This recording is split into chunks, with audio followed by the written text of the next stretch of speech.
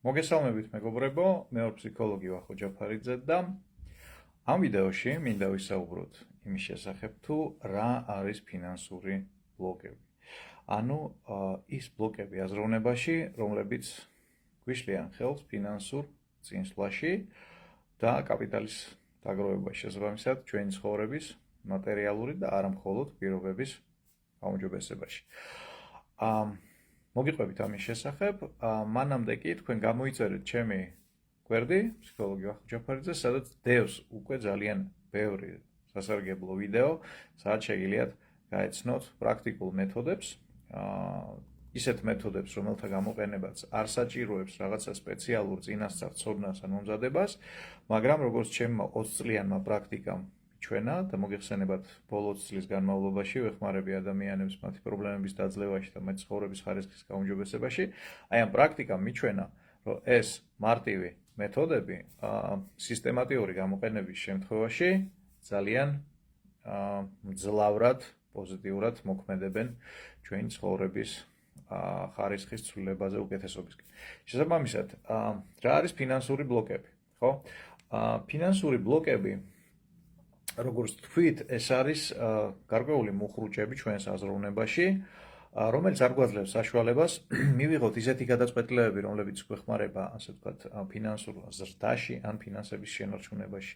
ეს არის ისეთი მუხრუჭები, რომლებიც გვიშლის ხელს ვიმყოფებოდეთ ისეთ მოტივირებულ და ენერგიულ შინაგან მდგომარეობაში, რომელშიც გვაქვს, ასე ვთქვათ, პროდუქტიული მოქმედების და მუშაობის უნარი, ეს არის ისეთი ბლოკირებები, რომლებიც განაპირობებენ იმას, რომ ჩვენ ცხოვრებაში ესე ჩაკეტილ წრეზე დავდივართ და უშვებთ სისტემატიურად ერთსა და იმავე შეცდომებს.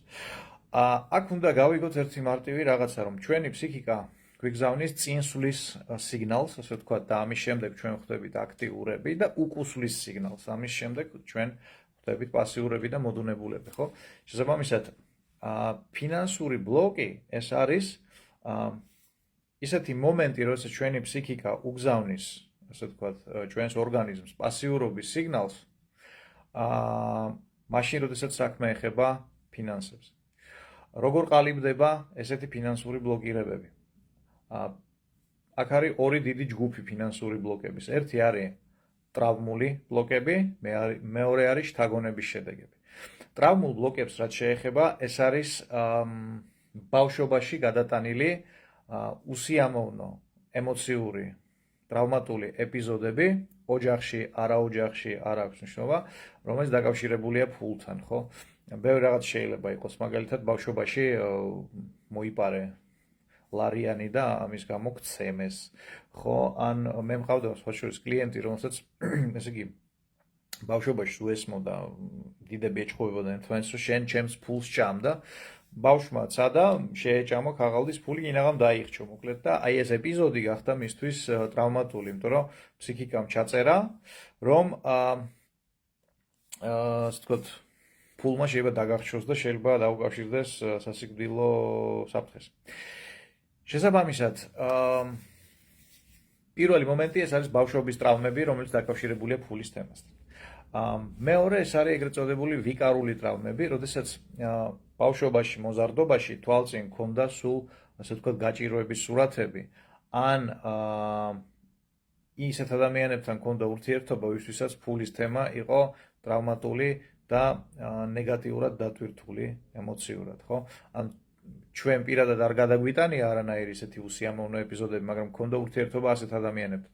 შესაბამისად, ჩვენმა ქვეცნობიერმა ეს, ასე ვთქვათ, მასალა ნეგატიური შეისრუტა და ესე უნებლიეთ შეიძლება ჩამოყალიბდეს ნეგატიური ემოციური ასოციაციები ფინანსებთან დაკავშირებით.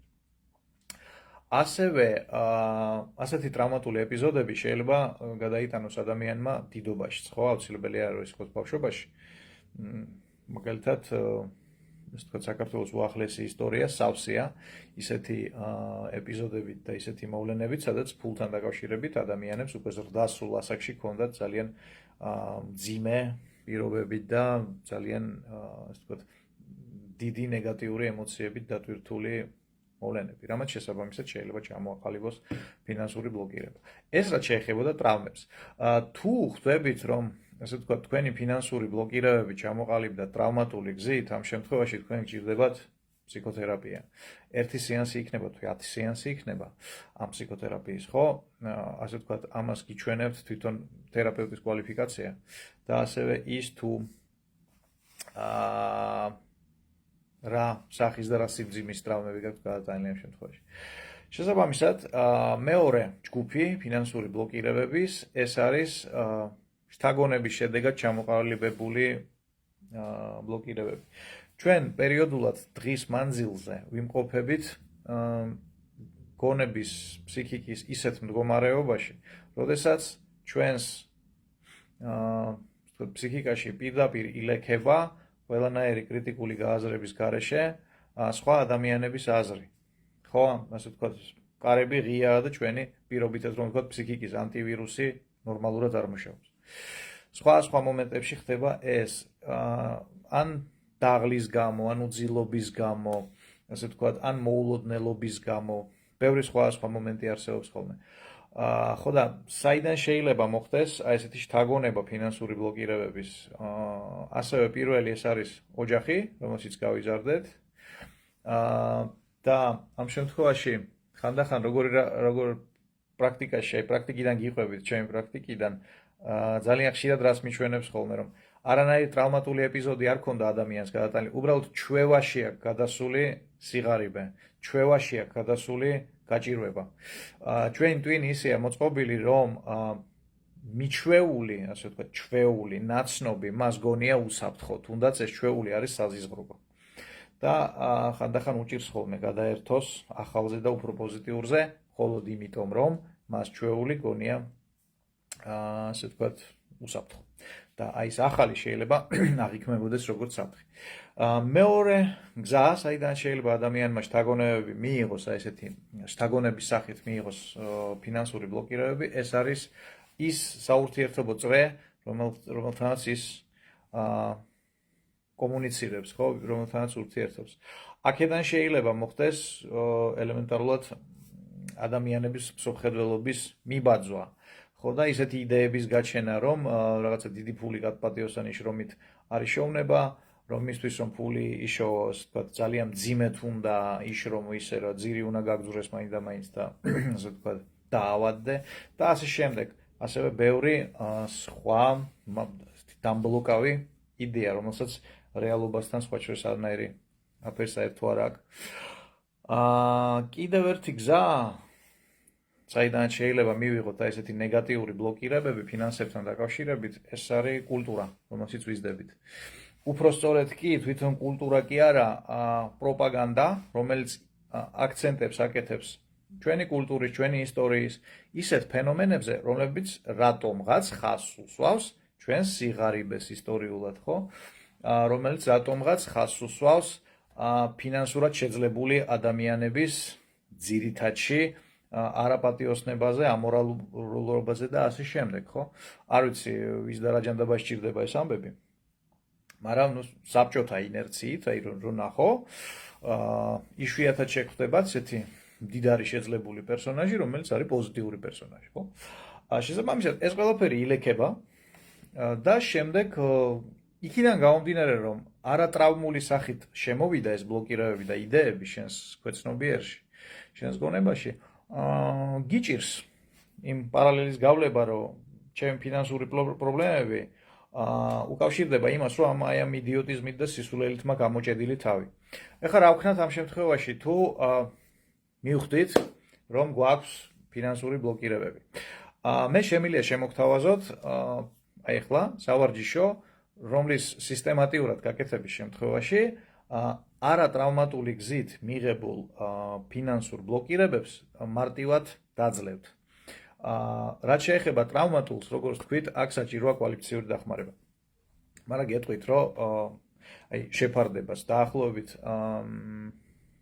აი 100% რო ავიღოთ ბლოკირებების, ხო, სადღაც 10-15%-ია როგორც წესი ტრავმატული, დანარჩენი არის შთაგონებითი. შესაბამისად, იმ შემთხვევაში თუ ერთიც გაქვთ და მეორეც გაქვთ, აი ერთ ნაწილს მაინც მოუვლით. მარტივად ვაკეთებთ ამას. ესე იგი,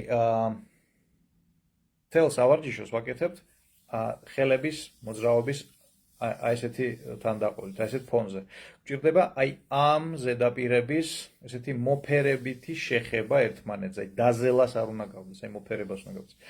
და აი ამ მოძრაობას ვაკეთებთ მთლიანად, აი მთელი სავარჯიშოს განმავლობაში, რომელსაც ვაკეთებთ, ხო? რა სავარჯიშოს ვაკეთებთ? უბრალოდ დაფიქრდით, ხო? აი იმ პირობებში, სადაც ხართ, იმ შესაძლებლობებით, სადაც ხართ, რამდენი ფულის შოვნას აპირებთ, ну, მაგალითად 1 წლის განმავლობაში. იქ ხელფასი გაქვთ, იქ ჰონორარი გაქვთ, იქ კიდე რაღაცა, იქ არასტაბილური შემოსავალი გაქვთ, მაგრამ დაახლოებით მაინც ვფიქრობ, რომ შესაძლებელია გააზრება იმ თანხის, ეს შემდეგ 1 წლის განმავლობაში რამდენი შოვნას ვაპირებ, ხო? და ვაკეთებთ აი ამ მოძრაობას. შემდეგ ხუჭავთ თვალს და ვფიქრობთ აი იმ თანხაზე, რომლის შოვნასაც ვაპირებთ 1 წლის განმავლობაში. და აი აქ ძალიან მნიშვნელოვანია რა. როდესაც ვფიქრობთ ამ ფულზე, უნდა დავინახოთ ან უშუალოდ ფული, კუპიურები, ხო? აი იმ რაოდენობის, რა რაოდენობის შოვნასაც ვაპირებთ, ან მაგალითად ამ მონაწერი ინტერნეტ ბანკიდან, ან ამ მონაწერი თქვენი ანგარიშებიდან. ასე ვთქვათ, როდესაც საუბარია ფულზე, ჩვენს გონებას ძალიან კონკრეტულად უნდა ვაჩვენოთ, რომ ფული გვჭირდება და არა იახტები, მანქანები, ბინები და ასე შემდეგ. ეს ყველაფერი მერე, ხო? წარმოიდგინეთ, დაფიქრდით ამაზე, ესე იგი, პირველი ნაბიჯი. დავიწყეთ ხელის მოძრაობა, მეორე ნაბიჯი გავიაზრეთ, რა თანხის შოვნას ვაპირებ 1 წლის განმავლობაში. შემდეგ წარმოიდგინეთ, რომ აი ეს რაოდენობა ფულის, ხო, რომლის შოვნასაც ვაპირებ 1 წლის განმავლობაში, გაორმაგდა. თან გვახსოვს, რომ ხელის მოძრაობას ვაკეთებთ აი ამ წარმოდგენების დროს, ხო, თვალები დახშულიყო. აი შემდეგ წარმოიდგინეთ, რომ შემდეგი 20 წლის განმავლობაში აი იმ ფულის რაოდენობა, რომელსაც ფლობთ, მუდმივად იზრდება, ხო? ანუ ესე იშოვეთ გაქრა არა. იზრდება, მიდიხართ სულ კარგიდან უკეთესობისკენ. თუნდაც ამის არ გჯერათ, თუნდაც გონიათ, რომ თავს იტყუებთ, თუნდაც გონიათ, რომ ეს არის ყველაფერი სისულელე და ბოდვა. კიდევ ერთხელ, 20 წელია ვეხმარები ადამიანებს მათ შორის მათი ფინანსური პრობლემების დაძლევაში და მიჩვენა პრაქტიკამ, რომ ეს ყველაფერი მუშაობს ძალიან მაგრად, ერთი პირობით სისტემატიური გამოყენების შემთხვევაში. რატო? იმიტომ რომ იმისთვის რომ გონებაში ჩამოყალიბდეს ახალი პროგრამა, გჭირდება გარკვეული დროის განმავლობაში რაღაცა სავარჯიშოების სისტემატიურად გაკეთება. საშუალოდ 3 კვირიდან თვენახევრამდე. ხო და დაიწყეთ აი ამ სავარჯიშოს გაკეთება იმისთვის, რომ ასე ვთქვათ, დაინსტალიროთ საკუთარ ფსიქიკაში ისეთი მატრიცა, ისეთი რწმენა წარმოდგენა, რომ თქვენი ფინანსური მდგომარეობა არის მუდმივად ზრდადი. და შემდეგ თანდათანობით მთელი თქვენი უნარები, გააცვეთილებები, ასე ვთქვათ, შინაგანი მდგომარეობები, მთელი თქვენი სტრატეგიები, მთელი თქვენი ნიჭიერება გადმოერთვება ამ მიმართულებით. და შეამჩნევთ დაახლოებით აი ამ სავარჯიშოს კეთების დაწყებიდან თუ სისტემატიურად მიყვებით, რამდენიმე თვის განმავლობაში ნელ-ნელა პრობლემები გაქრება ფინანსური, ну, გამომდინარე იქიდან სასტარტო მდგომარეობა რა გაქვს, მაგრამ ყოველ შემთხვევაში უმჯობესობა იქნება და 1 წელიწადში გექნებათ კარდინალურად სხვა ფინანსური მდგომარეობა. იმ შემთხვევაში, აი კომენტარებში მოვკარით თვალი, რომ საერთოდ თუ არ გვაქვს არანაირი შემოსავლის წყარო. სავარაუდოდ, ამ შემთხვევაში იმდენად ძლიერია ფინანსების, ან მდიდარი ადამიანების მიმართ ჩამოყალიბებული ნეგატიური ემოციური ასოციაცია, რომ ფსიქიკა ბლოკავს ამ მიმართულებით ნებისმიერ წინსვლას. აქ პროფესიული დახმარებაა საჭირო. შესაბამისად, შეგვიძლია გამოვიყენოთ აი ეს ტექნიკა, აი ეს სავარჯიშო, რომელიც მოგაწოდეთ იმისთვის, რომ დავძლიოთ შთაგონების გზით ჩამოყალიბებული ფინანსური ბლოკები. ტრავმატულად ჩამოყალიბებულ ბლოკებს სხვანაირი მიხედვა ჭირდება უფრო კვალიფიციური. არ შეიძლება ადრე თუ გვიან ამაზეც ვისაუბროთ, მაგრამ აი ამით დავიწყოთ. პენსიონერებს რა გვეშველებაო, საინტერესო შეკითხვაა. დაიწყეთ ამ სავარჯიშოს კეთება და გაგიკვირდებათ და შეამჩნევთ, რომ შესაძლებელია გაჩნდეს რაღაცა ისეთი უეცარი დამატებითი ფულის შემოდინების წყაროები. არ გამოვრიცხავ, რომ შეიძლება გაჩნდეს.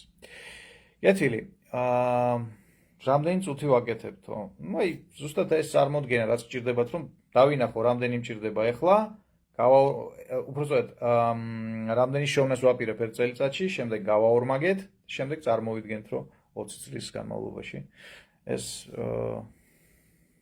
თანხა, რომელსაც ვფლობ, მუდმივად იზრდება. შეიძლება წუთ ნახევარში გააკეთოთ, შეიძლება 30 წამში გააკეთოთ, შეიძლება ასე ვთქვათ 2 წუთში გააკეთოთ, ხო, არ აქვს მნიშვნელობა. ამ შემთხვევაში კრიტიკული გადამწყვეტი მნიშვნელობა არ აქვს იმას, რამდენი წუთი აკეთებთ ამ სავარჯიშოს.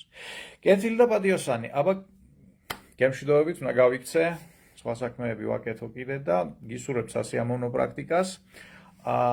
გამოიწერეთ ჩემი გვერდი, იმიტომ რომ ძალიან ბევრ საინტერესო პრაქტიკულ ხერხს მოგაწვდით, რომელიც მოგცემ საშუალებას ყოველგვარი წინასწარი მომზადების გარეშე, ფსიქოლოგიაში.